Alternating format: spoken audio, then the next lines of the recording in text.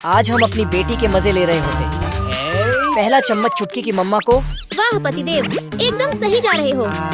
Lucky रुको, छुटकी अभी 2 साल से छोटी है, उसे अभी से एडेड शुगर्स की लत नहीं लगानी चाहिए। हाँ। फिर तो इसके बाद से मम्मा खाएगी। वाह क्या मिठास है। करो मेरी रानी। कितना टेस्टी है। लेकिन तभी छुटकी अपना जलवा दिखाना शुरू कर देती। यार भूत की अपनी छुटकी रोने लगी, क्या करे अब? क्या करना चाहिए बुद्धू, यही तो वो प्यारे मोमेंट्स हैं जिससे उसकी बचपन की यादें जुड़ेंगी। ये फिर इसके बाद रात को। सर मैंने आपको मेल भेज दिया है। ठीक है पायल, मैं चेक कर लेता हूँ। मैं मेल चेक कर ही रहा होता कि तभी। भूकंप आ गया, भूकंप आ गया, भूकंप आ गया। बेबी जल्दी करो, बेबी जल्दी करो। पायल मैं देख के बताता हूँ। क्या बात है डार्लिंग, छुटकी को कुछ हुआ क्या? नहीं नहीं नहीं, छुटकी तो मजे में है। वो बस मेरे पेट में सीटियाँ बज रही हैं।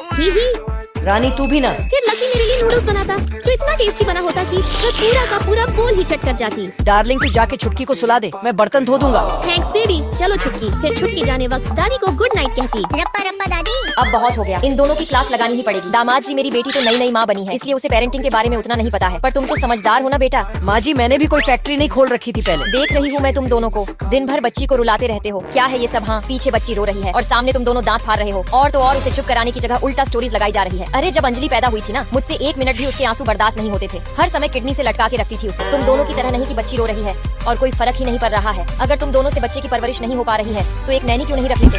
माँ जी मुझे पता है आप छुटकी से बहुत प्यार करती है, इसलिए आपको हमेशा उसकी चिंता रहती है। पर आप जैसा सोच रही हैं वैसा बिल्कुल भी नहीं है। चलिए हम आपको सच्चाई बताते हैं। फिर मैं माँ जी को कमरे में ले जाता जहाँ अंजलि छुटकी को लोरी सुना रही की होती। बिटिया गुड़िया है, उसकी दादी बुढ़िया है। दोनों जहर की पुरिया हैं। अगर तुम दोनों बच्चे से इतना प्यार करते हो तो जब वो रो रही थी तब तुमने उसे चुप क्यों नहीं कराया?